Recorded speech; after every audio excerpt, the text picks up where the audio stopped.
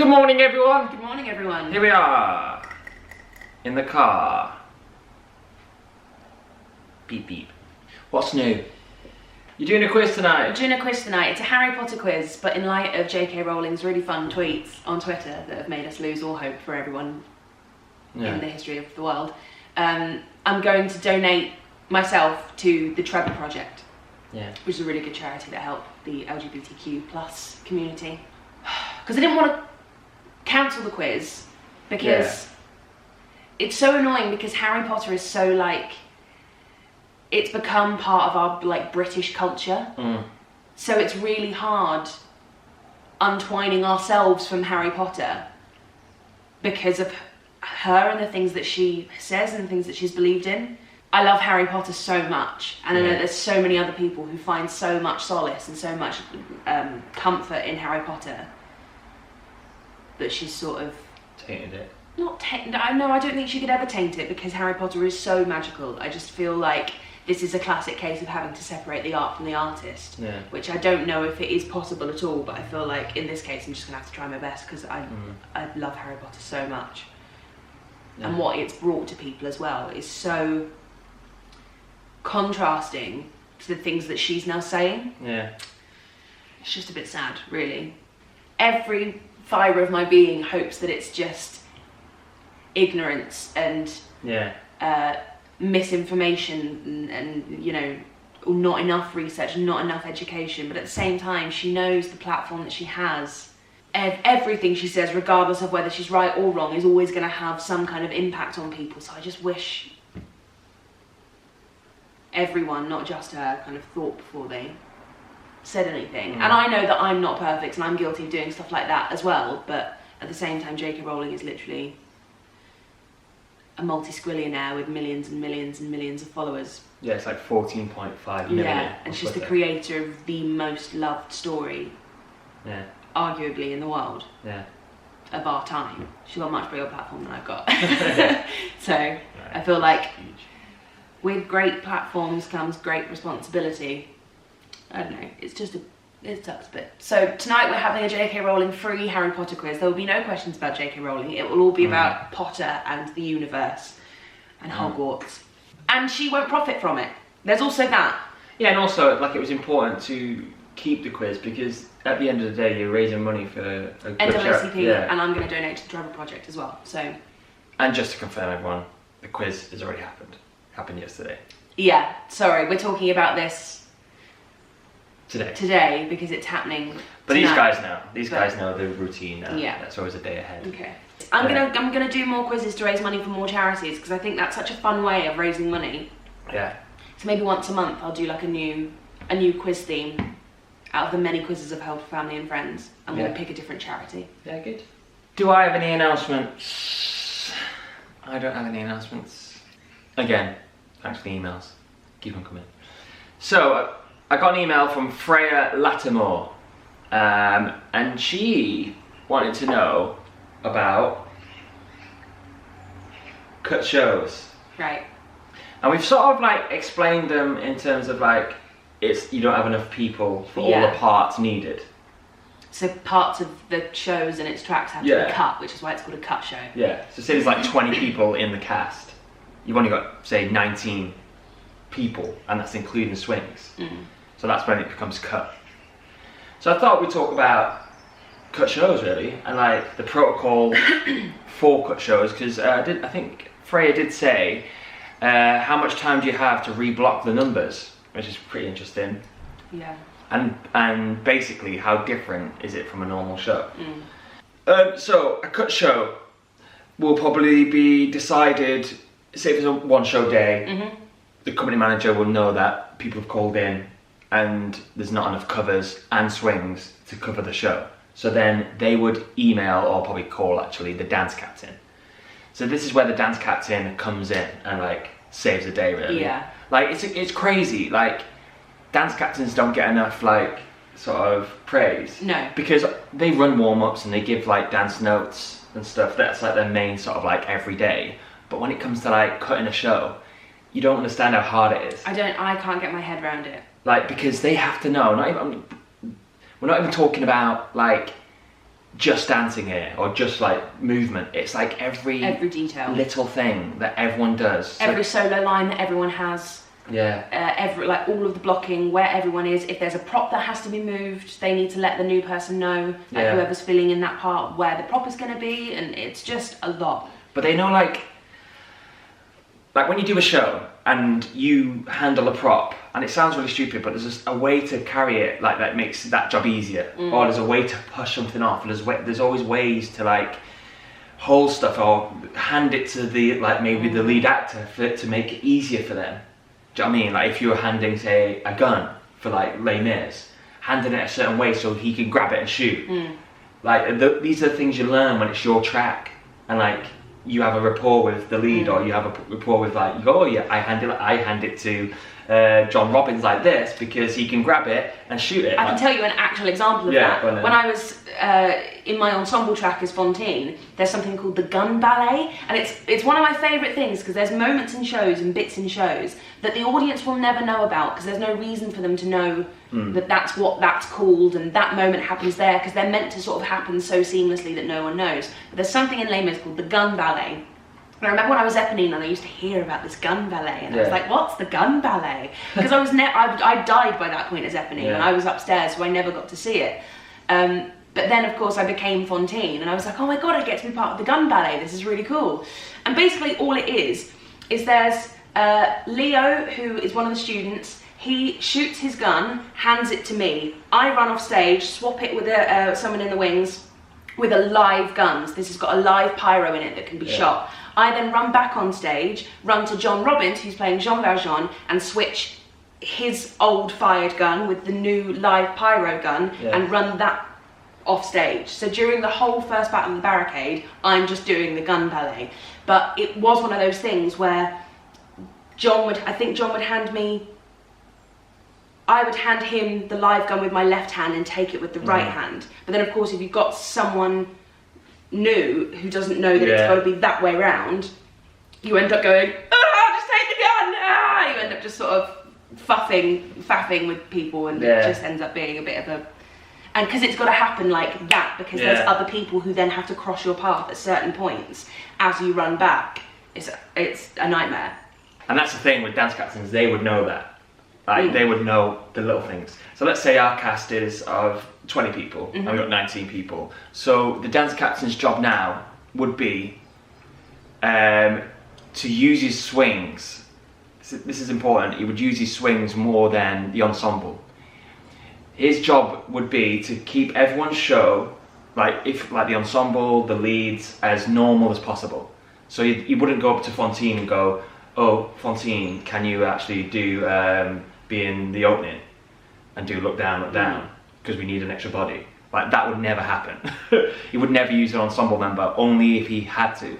And the thing is, if you're ensemble and not a swing, and the dance captain or the company manager or whoever comes up to you and goes, can you be in this number, and that is not your track, you get money for it.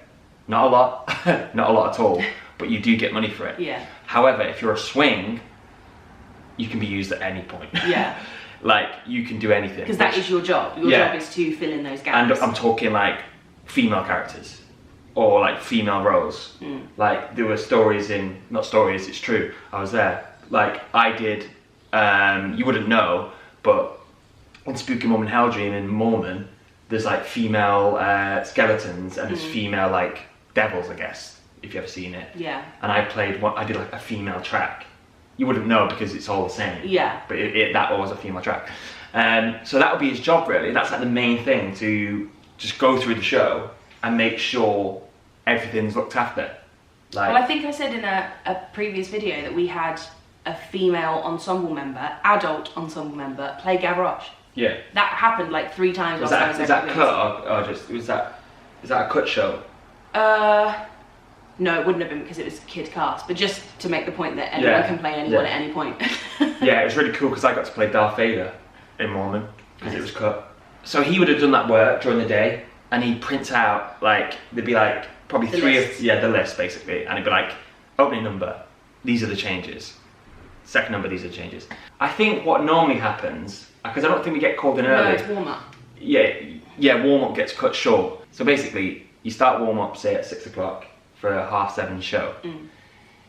Warm up would probably be cut short of it. Yeah. They do a really quick physical because like we've got a lot of things to go through.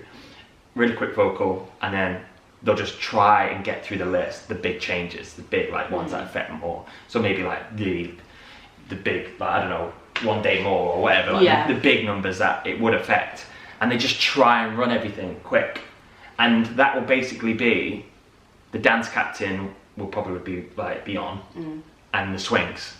It'll be for them really, and there might be the odd change for some people, but they try and keep the ensemble and the leads and everyone just doing the same stuff. It will actually be the swings doing like maybe a split track. So they'd be like one place like doing something and go, oh, now I need to go get the gun for Valjean. Run over like across stage, grab a gun, give it Valjean, then go back to grab something else for someone else, and it'd be the swings doing that. So that's where they sort of earn their bread and butter really. And that's like the main thing. Yeah, because they'll be doing the show of 3 people essentially. Or more. Yeah, but the aim is to keep, with the cut show, is to keep everyone like just doing their stuff. Yeah. Because it's not fair really, I don't think, in terms of like, I know some people are like, I'd want to help out, but like that's not, you're not paid for that really. Yeah. So, and also some people I know some people, a guy in Mormon, I'll say his name, Stephen Ashfield, like amazing actor, stupidly talented. But he's very like, he likes his stuff. He likes to know what he's doing. He's meticulous with his own track. Yeah. So if you were like, oh Stephen, can you actually like do the choreography on this side to make it even? That would be like, that would throw a spanner in the works for him. Yeah. Whereas you say to a swing, can you go and do it on that side? That's what they're paid for. Yeah, and that's what they know how to do, because that's what they're swings. Yeah. I remember one time though, you were speaking about how like principals never get asked to do the extra stuff. I remember we were so cut at Les Mis once, like back in the day, and the guy playing Andras. So basically, there's 2 lines of convicts, like one on their knees breaking rocks, and then like the stood line at the back. And if you like, all the solo lines were the front row. I don't think there were any in the back row. Maybe there was like one.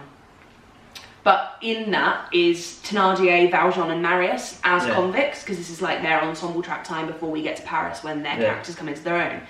And our Andras had to go front row and sing sweet Jesus, hear my prayer. Had to sing that line.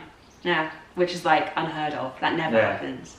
That's the thing though as well, like when you're presented with the opportunity to save the day, I guess, if the company manager and the dance captain come up to you and go, can you save our bacon and do this for us? 9 times out of 10, actors will be actors and go, yeah, I'd love to do it. I mean, if it's like not huge. Yeah, I got to be the kissing couple once, which I really enjoyed. Yeah, so like stuff like that, you're like, yeah, I'll do it. There was a couple in, this is like, again, old version of Les Mis, where Jean Valjean goes, took the silver, took my flight, and as he runs out of the thingy's house, there's a couple who are about to kiss and he runs through them. And it was by accident. I definitely wasn't meant to be doing it, but it was one of the girls' swings on at that point, and she just hadn't turned up. I think she'd just forgotten that was where she was meant to be at that point, because she probably had like 8 other tracks to deal with. But then that's where I also came on from, but like 3 seconds later. And I think it was Paul Wilkins. He was like, oh my God, where is she? And I was like, I'll do it! And just grabbed his hand and ran on. It was really good. There's a really good one in Mormon, because Mormon is so, you've got to have pairs. So you always need like, hello, you have to have 10, I think, people, because then it goes into 2x2. So when Mormon's cut, luckily I've never done a show where it's been cut, so there's not been enough people.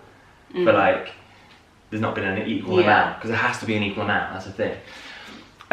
But what we used to do when there wasn't an equal amount, there's a guy called David O'Reilly out there who was a standby Cunningham and would come on and do hello. That's amazing. And it was so funny, because then he'd do hello and 2x2, then not be in the show for the rest of the show, and then come on and do Latter Day, which is at the end.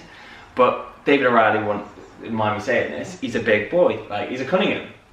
So like all these Mormons are like being like the stereotypical Mormon, and then obviously you got actual Cunningham comes on, And then you got this like, he used to call himself, and I'll say it, but he called himself Elder Shamu. Yeah, but like he loved it. He loved going on. But that would be our cut version. That our standby Cunningham would come on and be like, do like the choreography and do hello. Oh. And then he used to like pony on, like pony's like that like in latter day. Like, so we go, tomorrow is a latter day. And then he just come in from the wings. Aww. Like, just come on. But you always used to say, like, the audience must be like, where's that where's that boy gone? He comes on. But I guess the joke is that Cunningham looks so different from the rest of the Mormons. Yeah. So to then have another Mormon who looks exactly like Cunningham, oh, bless him. Yeah, that was like our, like, sort of version of, like, trying to save the day.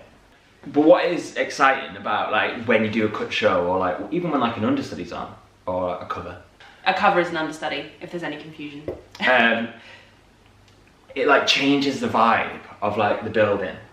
It's so exciting. Honestly, it's so exciting. Yeah, it is. Like, especially when they're going off the first time as well. Yeah. Even like swings going on for a new track for the first time. Like, and that at the beginning of a contract, especially Les Mis, where there's like, it must be like Norman, where there's just so many tracks to deal with. Yeah. And they've all like when you think about the barricade and how many guns there are and how many props get passed to each other and who dies in what light at what time. Yeah. Like when someone goes on for a new track, you're like, oh my god, you're going on for Confair, or you're going on for Corporac or Fooey or whoever, and it's like so exciting. Yeah. If I think back to like the cut shows as well, like for when I was doing cut shows, it was exciting for me, like because I was doing like 2 or 3 tracks in one number. Yeah. And it was like, it just kept you on your toes. Yeah. It's like, and also just for the vibe of the building, it's like a bit of difference. I know it sounds really like stupid, but when you do a show like 8 times a week, and then all of a sudden like, right now this is the version of the show tonight. Yeah. And it's like, ooh, just like a nice little change. Like, it's really exciting. Yeah. Right, everyone, that's it. That is cut shows and stuff. Yeah. So I hope you learned a bit. Right, take it easy out there. Be safe. Don't eat salad with cucumber feet.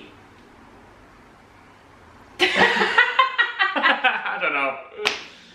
Well, there we go. Cucumber feet. Cucumber feet. Bye, everyone. Bye.